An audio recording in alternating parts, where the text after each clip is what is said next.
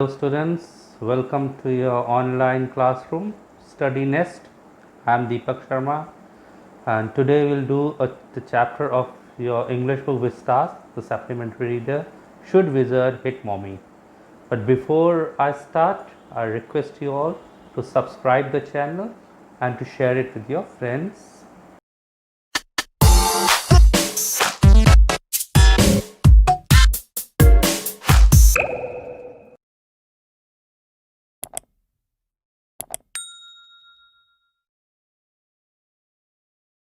Students, today we'll do Should Wizard Hit Mommy? Chapter of your book Vistas. आज हम लोग Vistas का chapter करें, शुड विजर्ड हिट मॉमी. अब what who is a wizard? Wizard कौन होता है? विजर्ड एक जादू टोना करने वाला व्यक्ति होता है. और ये स्टोरी है एक आदमी की जिसका नाम है Jack. Name of the person is Jack who has a daughter and daughter's name is Jo. Daughter का नाम है जो और एक छोटा सा उसका और बेटा भी है. तो ये स्टोरी है. The father generally he was in a habit of telling his daughter a story every day. हर दिन वो अपनी बेटी को कहानी सुनाता था. But it and every story has a moral. हर स्टोरी मॉरल होता था. He try to teach his daughter story which had a moral. वो अपनी बेटी को कुछ वैल्यूज, मॉरल वैल्यूज सिखाना चाहता था. But in this story he fails to convince his daughter that a person identity is very important. इस story में वो अपनी बेटी को ये बताने में नाकामयाब रहता है पर्सन की आइडेंटिटी बहुत इंपॉर्टेंट होती है. स्टोरी स्टार्ट होती है Jack as it was a tradition. एक जैसे कि एक बिल्कुल रीति रिवाज बना हुआ था कि टेल हिज डॉटर स्टोरी. वो स्टार्ट करता story. As I told you, Saturday को it became difficult for him because the girl didn't sleep early. Saturday को गर्ल जल्दी नहीं सोती थी तो उसके लिए थोड़ा मुश्किल हो जाता है क्योंकि वो अधिकतर ऐसे होता था स्टोरी सुनते सुनते बेटी सो जाती थी. और यहाँ पे ऐसा नहीं होता है. तो वो स्टार्ट करता अपनी स्टोरी यहाँ पे और one thing that was very common, every story had the same plot, same plan. हर स्टोरी का सेम प्लॉट होता था, सेम प्लान होता था बस. और हर story had the same character. Character का नाम होता था रॉजर. हर story was each and every story had the same character name Roger and the character name was Roger, but character kept on changing. Character बदलते थे. Roger dog, Roger monkey, Roger donkey, Roger lion and so on. ये होता रहता था इस तरह से. और in every story this Roger was when Roger was in problem, he used to go to a wise owl. The wise owl suggested him to go to a wizard.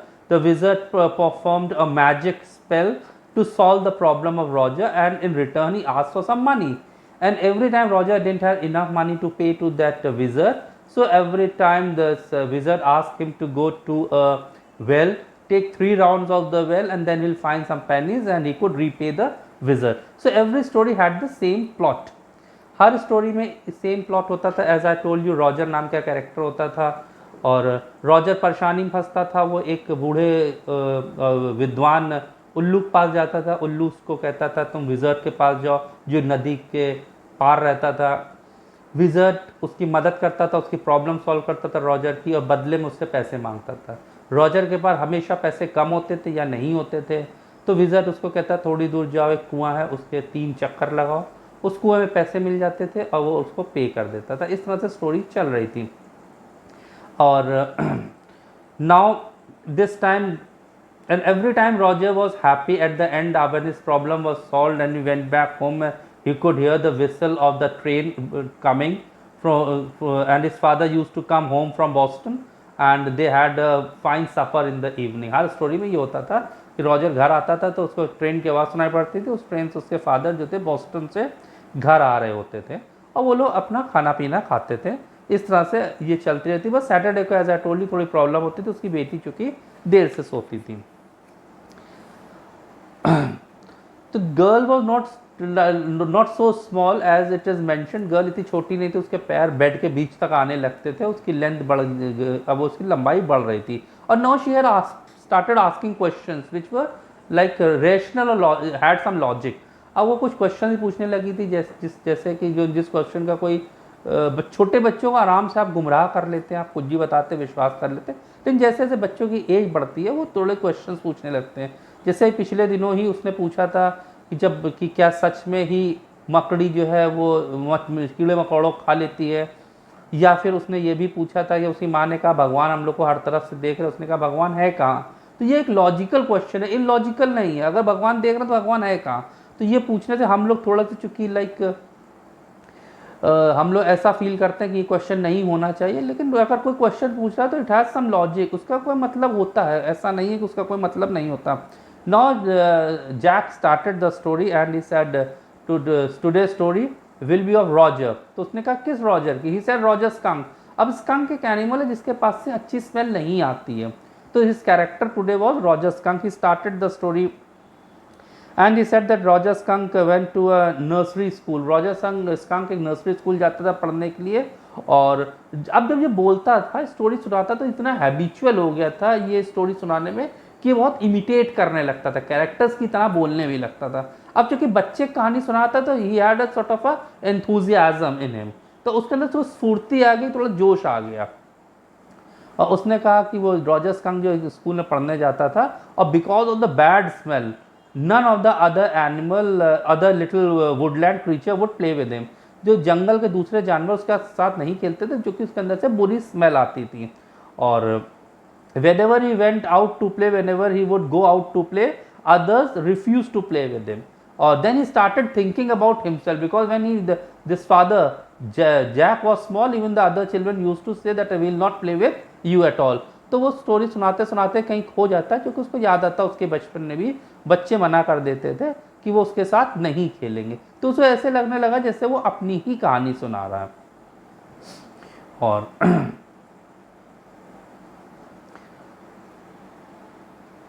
अब problem होती है, तो लड़की एकदम से जोर से कहती है now won't he see the owl, because she knew very well the story, each and every story was near about the same.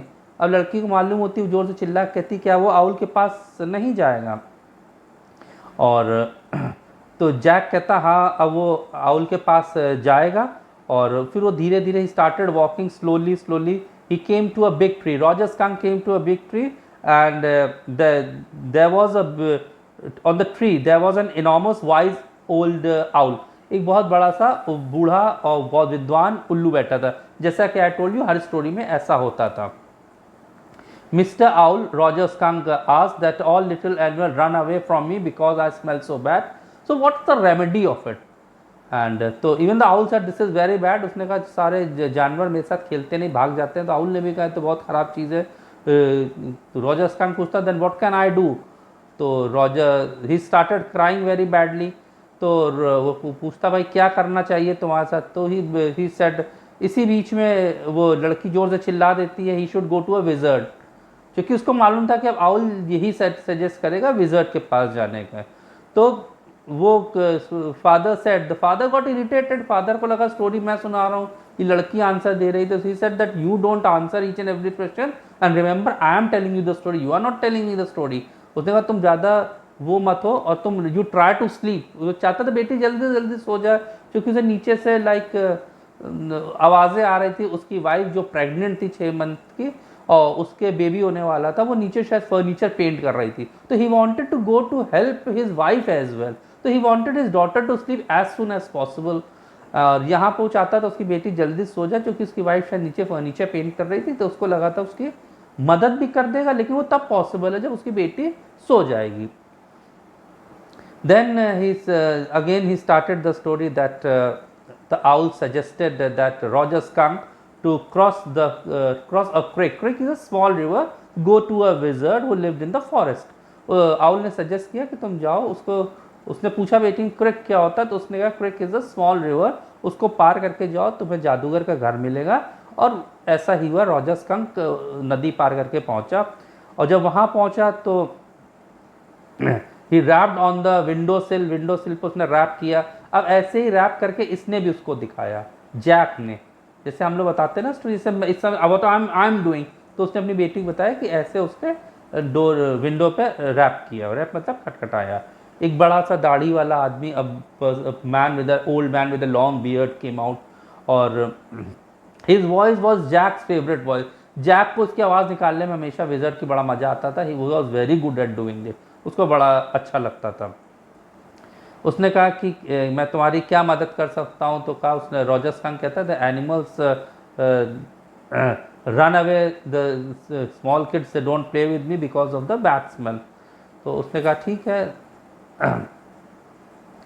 तो he asked him to come inside, तो वो अंदर पहुंचता है। It was a big dusty heap of things lying here and there. अंदर खूब सारा जादू का सामान पड़ा था इधर से उधर, कोई संभालने वाला था नहीं। There wasn't any lady who could keep the things properly, कोई महिला थी नहीं, औरत थी नहीं जो सामान को प्रॉपर्ली रख ले। और फिर उसने इधर उधर he search here and there and he found a magic wand. उसको मैजिक वैंड मीन्स उसको एक जादू की छड़ी मिल गई जादूगर को। और उसने कहा कि उससे he asked Roger that what he wanted to smell like, तुम किस तरह की स्मेल चाहते हो। तो रॉजर ने थोड़ा देर सोचा, बोला रोज़ की स्मेल, रोजेस की स्मेल। तो उसने कहा येस गुड। जो ने भी कहा। जो ने क्यों कहा, क्योंकि वो भी चाहती थी, वो भी बच्चा थी, यहाँ पे ध्यान देने की बात है। और रॉजर स्कंक भी बच्चा था, वो चाहती थी रॉजर स्कंक के साथ ऐसा ना हो और उसके साथ दूसरे बच्चे खेले। तो वो खुश हो गई कि उसने रोज़ की स्मेल मांगी। तो उसने, जादूगर ने उसकी तरफ देखा और उसने उसके छड़ी मारी तो उसके अंदर से रोज़ की स्मेल आ गई। अब वो रॉजर स्कंक बहुत खुश हो गया। अब इस बीच में he looked at his daughter जो थी वो इस समय लेटी हुई थी, लेकिन उसकी the expression she had on her face वो the same expression her mother had when she went to any cocktail party. उसके बेटी के चेहरे पे वैसे ही एक्सप्रेशन थे, भाव थे चेहरे पे, जैसे कि उसकी माँ के, यानी कि जैक की पत्नी के होते जब वो किसी ऐसी पार्टी में जाती थी जहाँ पे लोग शराब पीते थे। और then this wizard asked Roger about the money। उसने कहा मेरा मुझे पैसे दो और 7 pennies you have to give me। then Roger Fish said I don't have money। तो this was a mistake। यहाँ पे जैक ने मिस्टेक करी, उसने रॉजर स्कंक की बदली रॉजर फिश बोल दिया और उसकी बेटी ने उसको तुरंत टोका कि आप मूर्खतापूर्ण काम कर रहे हैं, वो रॉजर स्कंक है, रॉजर फिश नहीं है। तो उन्होंने कहा हाँ हाँ मैंने गलती कर दी है, कोई बात नहीं, गलतियां हो जाती हैं। वो रॉजर स्कंक था। रॉजर स्कंक ने कहा आई हैव ओनली 4 penny, मेरे पास केवल 4 penny है। तो जैसा कि होता है, the wizard asked that boy कि जाओ और वहां पे जाओ, कुआ है, उसके 3 चक्कर लगाना, तुम्हें बाकी पैसे मिल जाएंगे। Roger went there, he took 3 rounds of that well and finally got 3 more pennies। so he paid that wizard the money and he came back home happily। Roger को पैसे मिल गए, रॉजर ने सारे पैसे उसको जादूगर को दे दिए और घर अपना खुशी खुशी आ गया। और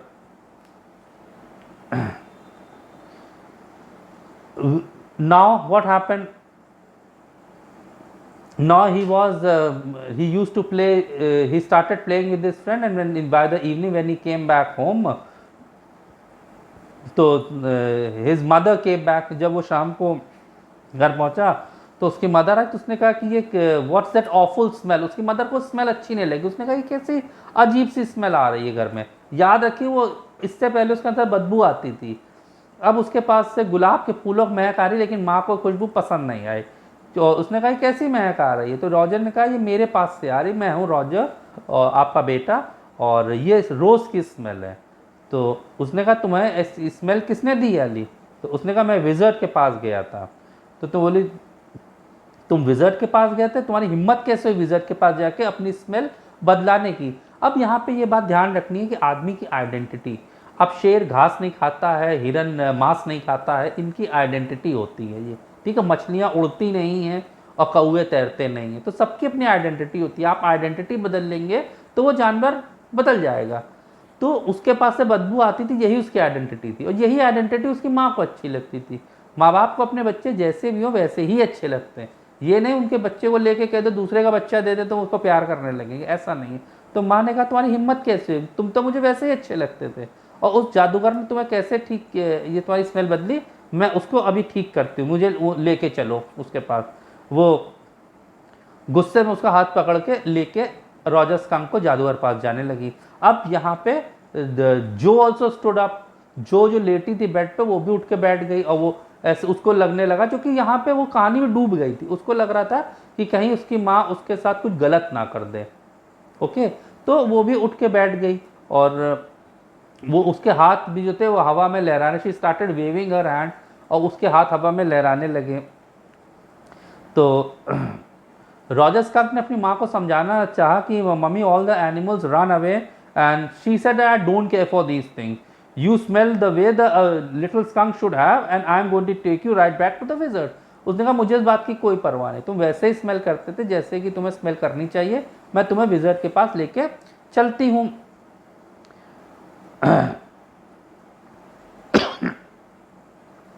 अब जो थी, इसने अपने लिप्स पे हाथ रख लिया, वो नहीं चाह रही थी कि कुछ उसकी माँ उसको लेके जा पाए वहाँ पे, और वो लेके जाती है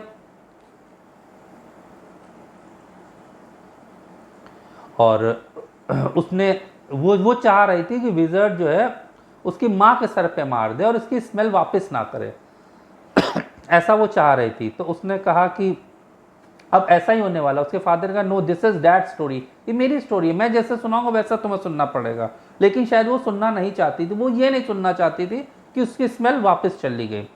अब Roger skunk's mother took Roger to that wizard and she asked that wizard to change, she hit the wizard on his head and asked the wizard to change his son's smell, और उसने उसकी smell बदल दी, उसके अंदर फिर से वो बदबू आने लगी। अब यहाँ पे लड़की जो है जो वो थोड़ा सा परेशान हो गई क्योंकि वो नहीं चाहती थी कि वो वैसे उसकी स्मेल वापस आए, वो थोड़ा सा परेशान हो गई।